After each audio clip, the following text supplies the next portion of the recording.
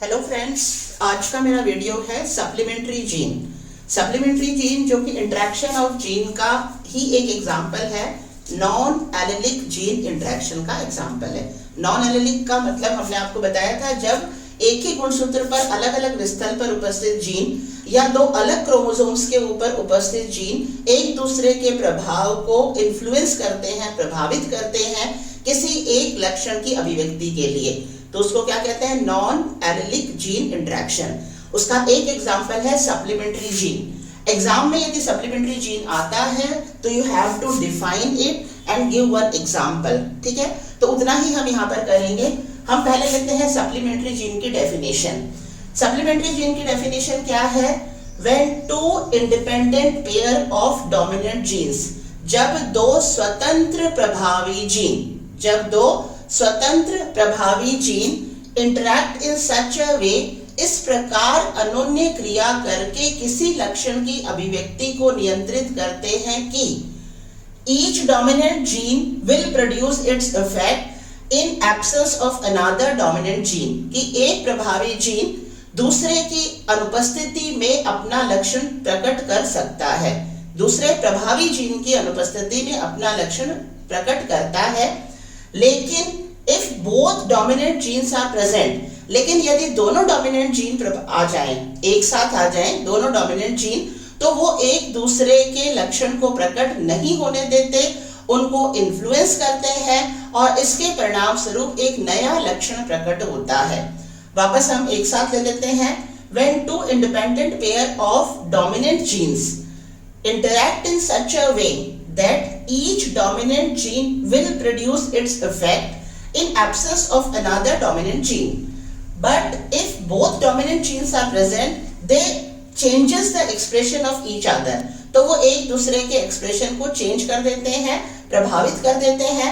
इस तरह से एक नया एक्सप्रेशन प्रेजेंट होता है।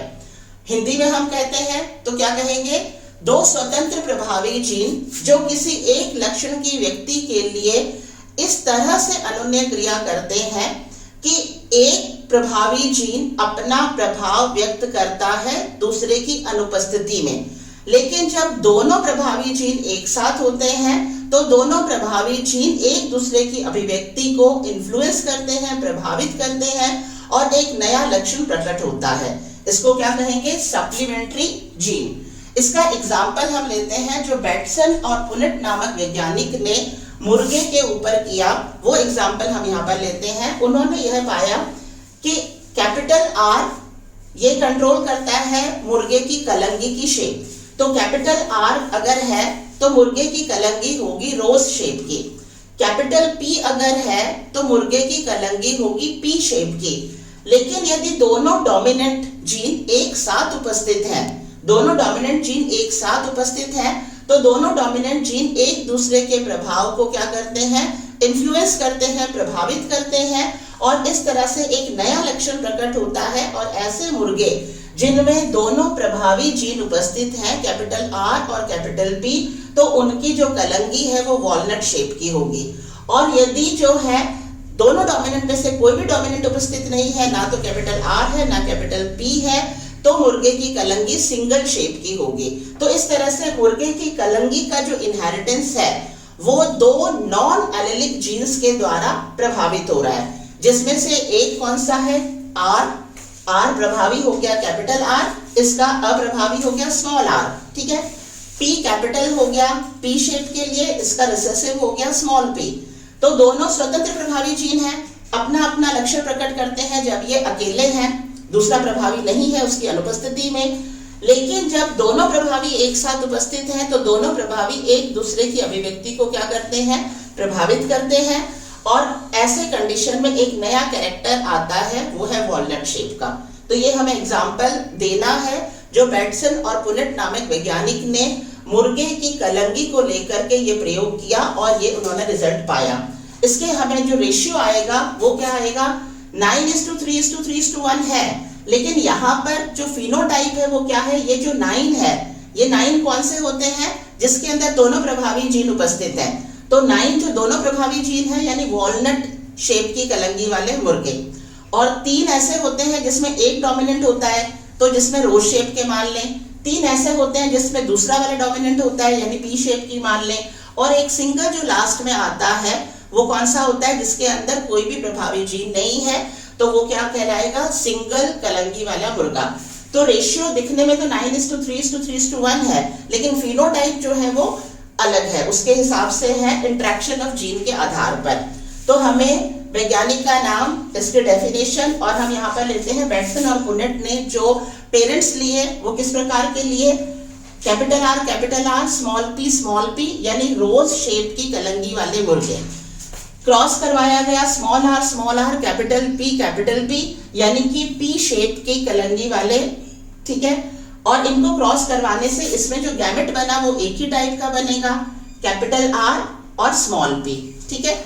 इसमें एक ही प्रकार का बनेगा, स्मॉल आर और स्मॉल पी, और दोनों जो गैमेट है उनके फ्यूजन से F1 जनरेशन में क्या मिला है, capital R capital P small P, यानी कि सारे के सारे जो मुर्गे F1 जनरेशन में मिले या मुर्गियां F1 जनरेशन में मिली वो किस प्रकार की थी, वॉलनट शेप की, ना तो वो रोज शेप की थी ना उनकी कलंगी पी शेप की थी, क्योंकि यहाँ पर दोनों प्रभावी जीन उपस्थित हैं, और दोनों प्रभावी जीन उपस्थित होने के कारण एक प्रभावी दूसरे प्रभावी जीन के अभिव्यक्ति को क्या कर रहा है, नियंत्रित कर रहा है, ठीक है।